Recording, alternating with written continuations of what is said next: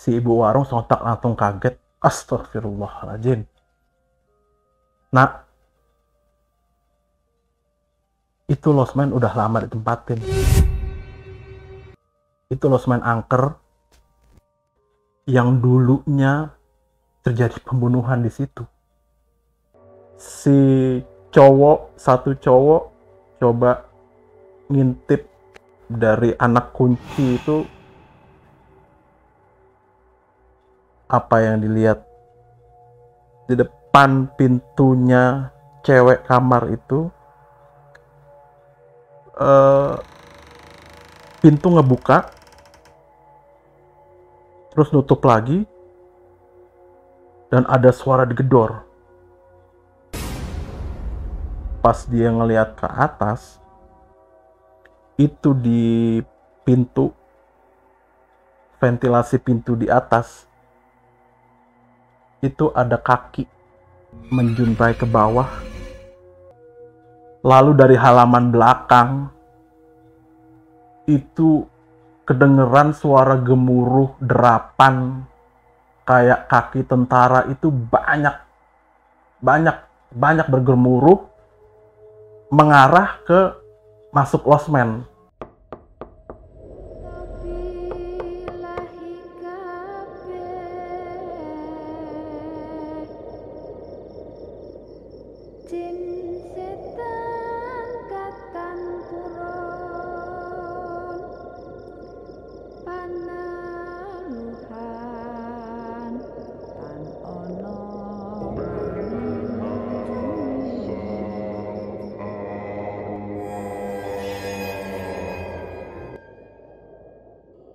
Assalamualaikum warahmatullahi wabarakatuh. Shalom, Namo Buddhaya, Om Swastiastu, salam kebajikan dan salam arwah. Balik lagi di sesi storytelling Pena Sang Arwah. Kali ini kita coba angkat cerita kiriman narasumber. Arum ini adalah seorang pramugari. Dia pada waktu itu ada pembatalan pemberangkatan pesawat. Jadi dia bersama teman-teman krunya yang lain sekitar 5-10 orang coba cari penginapan terdekat di sekitar bandara. Dia coba cari informasi dari warga sekitar untuk mendapatkan tempat tinggal dia menginap. Dia mencari sana sini, tanya-tanya warga. Dapatlah dia tempat untuk menginap. Tempatnya enak. Kalau sore tuh dari view-nya, dari udaranya sejuk, pemandangannya indah. Akhirnya nggak pikir panjang karena dia perlu menginap. Si Arum dan teman-temannya ini coba menghubungi pemilik losmen dan diterima mereka di losmen itu. Masuklah mereka kamar masing-masing. Kebetulan bentuk dari losmennya itu bangunan Belanda yang sudah cukup tua, di mana banyak pepohonan di halaman depan dan belakang. Di dalamnya ada sekitar 4-6 kamar berhadap-hadapan.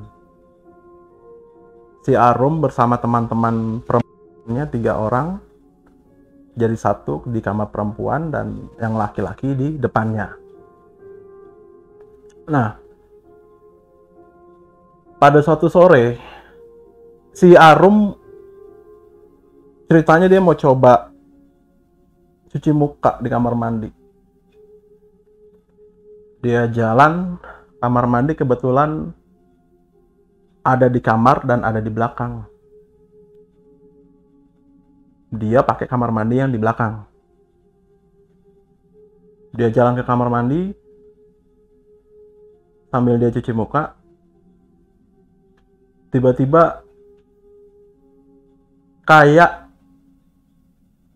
ada kain putih itu jatuh dari atas atap ke lantai kamar mandi.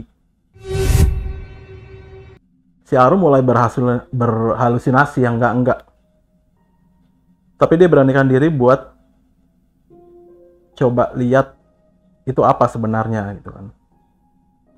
Dia lihatlah, dia buka pintu kamar mandi tapi nggak ada apa-apa.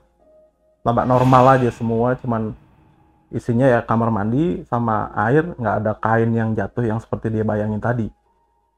Dia nggak sempet berpikir panjang, dia balik lagi ke kamarnya, tapi dia juga simpen cerita itu, dikhawatirkan jadi malah bikin panik teman-temannya. Jadinya malah suasananya makin mencekam. Cuman dia coba diem aja. Dia masuk kamar. Di jeda antara mau malam, dia sempat berkumpul lagi dengan teman-temannya untuk makan di apa namanya, di losmennya itu disediakan makanan. Nah, ini keanehan yang kedua lagi, ketika mereka berkumpul di satu meja panjang untuk makan, lalu satu persatu si pegawai hotel itu menyediakan makanan. Ini anehnya, si pegawai hotel mukanya datar, nggak ada ekspresi, cuma mengangguk dan menggeleng aja yang dia lakukan. Terus setelah dia naruh makanan-makanan itu, dia balik lagi ke dapur, ke belakang. Ditanyain pun dia cuma mengangguk dan menggeleng aja. Sempat juga Arum dan teman-teman jadi saling lihat-lihatan. Kok ada yang janggal sebenarnya di sini.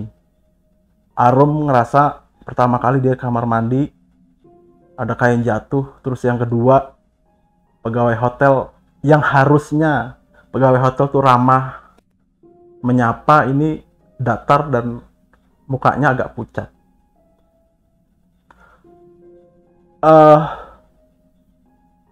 Itu waktu masuk ke Isya, mau sholat ceritanya.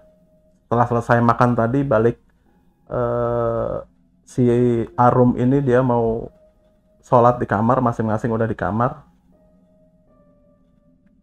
Itu ada kamar mandi, kebetulan yang di dalam itu lagi dipakai sama temennya, dia mau nggak mau pakai kamar mandi lain untuk wudhu.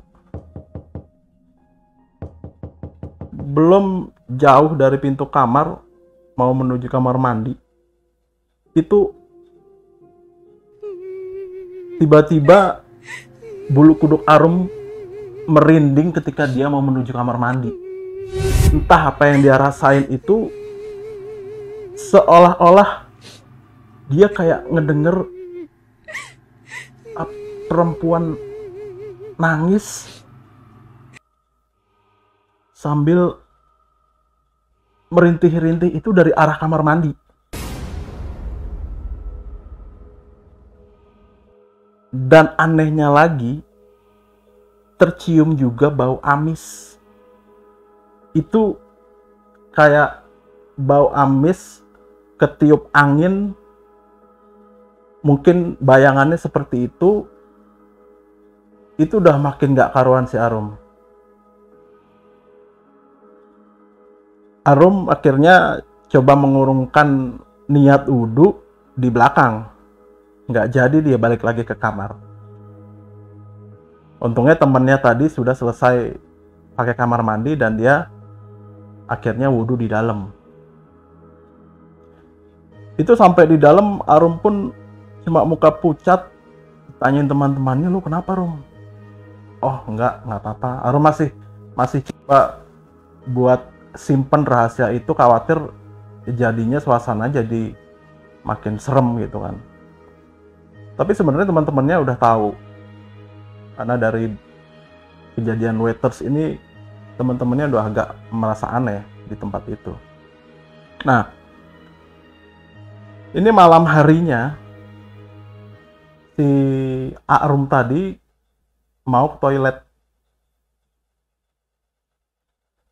Di toilet itu, ini masih toilet yang di dalam ya.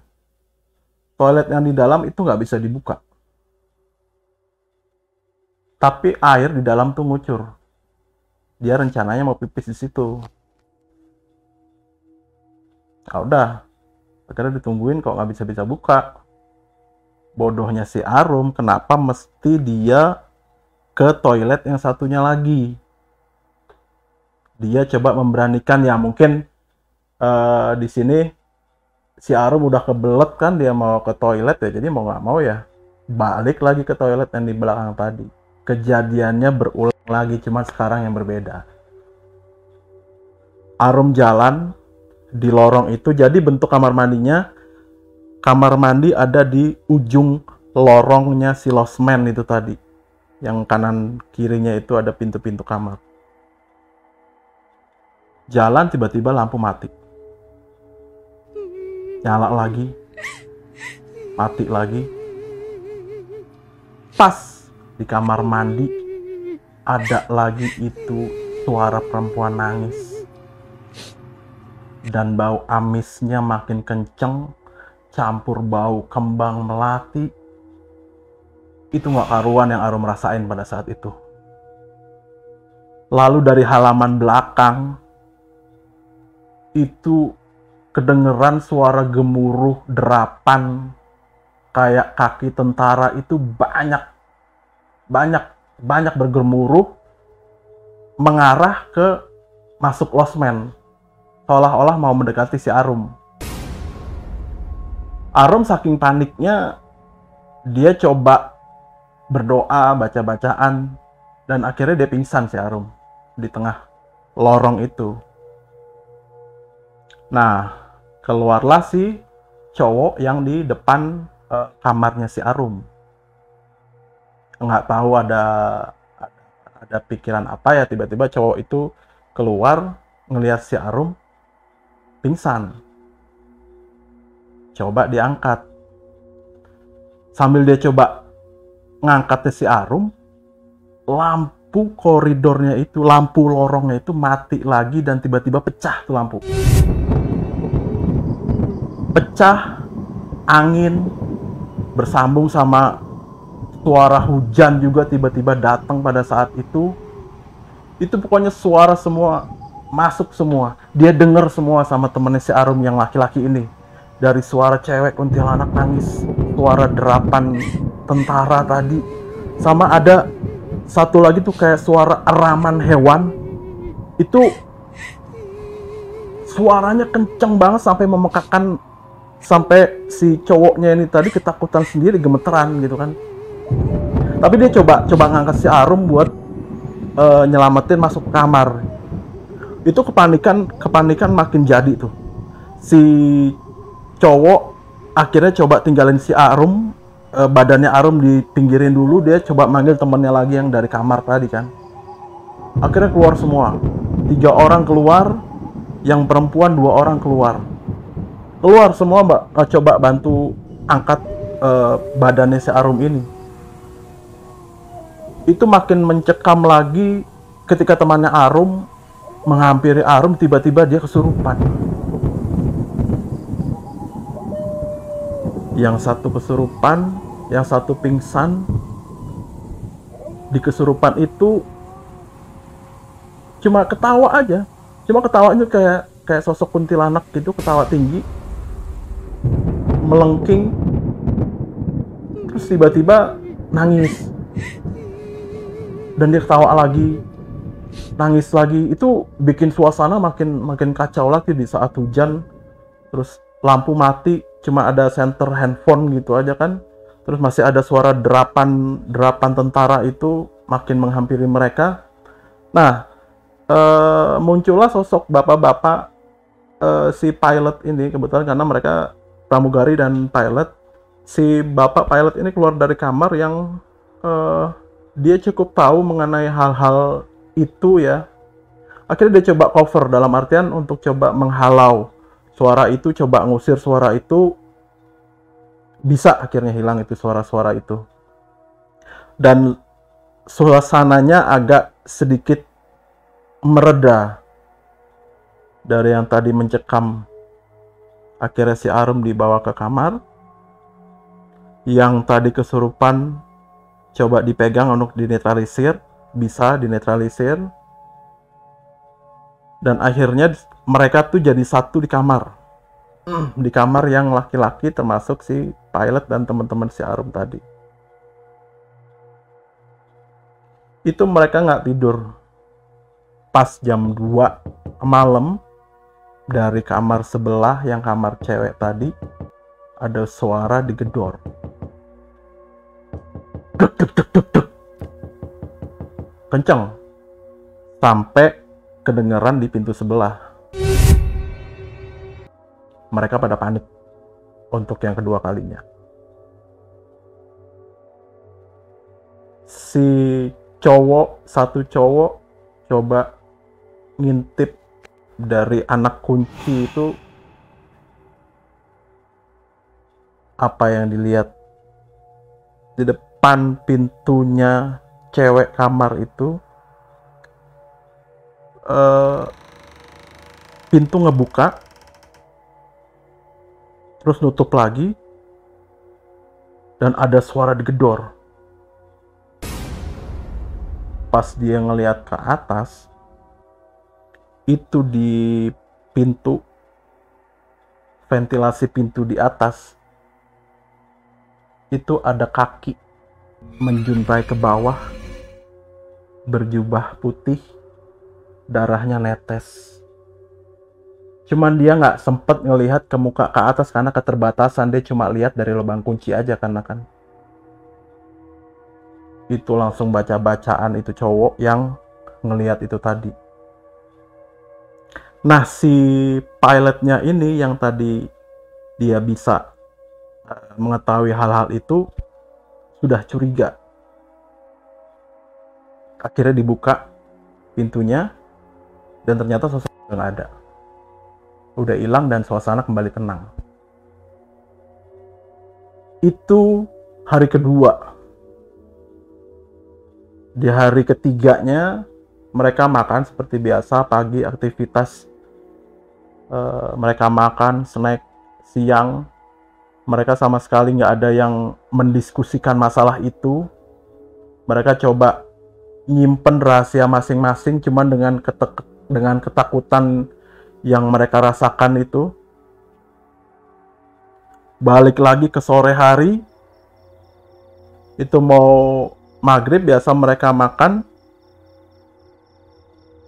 disajikan sama pramusajinya si hotel.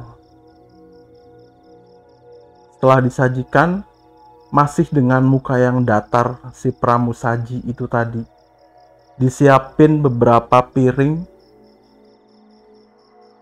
Setelah mereka cabut si pramusaji itu keluar, setelah nyediain makanan, mereka masuk ke belakang. Ada salah satu temannya si Arum coba menoleh ke belakang. Itu yang terjadi, pelayan dia nggak napak di lantai. Sontak temennya batuk, mengeluarkan makanan itu sambil ketakutan. Dia genggam tangan temennya yang sebelahnya mau coba ngasih tahu, tapi temennya nggak respon. Akhirnya cuma dia yang ngelihat itu. Mereka putuskan untuk udah, kita coba cari penginapan lain karena ini udah nggak beres. Dari inisiatif itu, malam itu pun mereka cabut. Mereka cabut malam itu dengan tanpa tujuan mau kemana. Mereka cabut bawa koper masing-masing. Mereka mau cari pegawai hotel, nggak ada semua pegawai hotel di situ. Dicari tiap sudut, nggak ada pegawai sama sekali. Ya udah, akhirnya mereka cabut, ninggalin hotel itu. Karena mereka udah bayar di awal, akhirnya mereka tinggalin hotel. Mereka naik kendaraan, mobil bareng-bareng. Nah, ceritanya si Arum mau jajan. Kira-kira 5 kilo dari hotel itu, dia turun di warung, coba jajan. Ditanyain sama ibu penjaga warung, Loh nak, dari mana? Itu bu, saya nginep di losmen yang di bawah. Oh, losmen yang mana ya? Ibunya antara panik, penasaran, pengen tahu, karena ibu penjaga warung itu udah lama tinggal di situ. Dia tahu memang di bawah ada satu losmen, tapi losmen itu udah nggak ditempatin puluhan tahun dan kondisinya udah hancur. Akhirnya ibu coba mengorek, losmen yang di bawah nak. Iya bu, yang kanan jalan. Si ibu warung sontak langsung kaget. Astagfirullahaladzim. Nak, itu losmen udah lama ditempatin. Itu losmen angker yang dulunya terjadi pembunuhan di situ. Kamu berapa lama nginep di situ? Akhirnya dijelasin sama si ibu. Nah, itu losmen memang sudah hampir puluhan tahun nggak berpenghuni, udah nggak ditempatin lagi, dan nggak berfungsi lagi. Kamu kemarin masuk sama siapa ke losmen itu? Saya dapat referensi, Bu. Referensi dari warga sini bahwa di situ ada losmen. Allahu Akbar. Nyebut itu ibu. Dulu 30 tahun lalu itu ada kejadian di situ. Ada serombongan turis, semua mati di situ. Dia dapat siksaan di situ, dibunuh, dikubur di situ tanpa warga sekitar tahu. Akhirnya ya sampai sekarang bangunan terbengkalai itu nggak ada yang nempatin. Dan baru kamu nempatin tempat itu kemarin. Demikian cerita kiriman dari sebut saja Arum namanya. Terima kasih, dan buat teman-teman yang mau support kita, yang mau kirimin cerita-cerita misteri, cerita horor, bisa kontak link di bawah ini, bisa DM ke Instagram kita. Dan teman-teman terima kasih juga yang udah support, terus dukung Pena Sang Arwah, karena cuma kalian satu-satunya penyemangat kami berkarya. Karena kami masih ada di sini, itu buat kalian juga. Jadi terima kasih. Assalamualaikum warahmatullahi wabarakatuh. Salam arwah.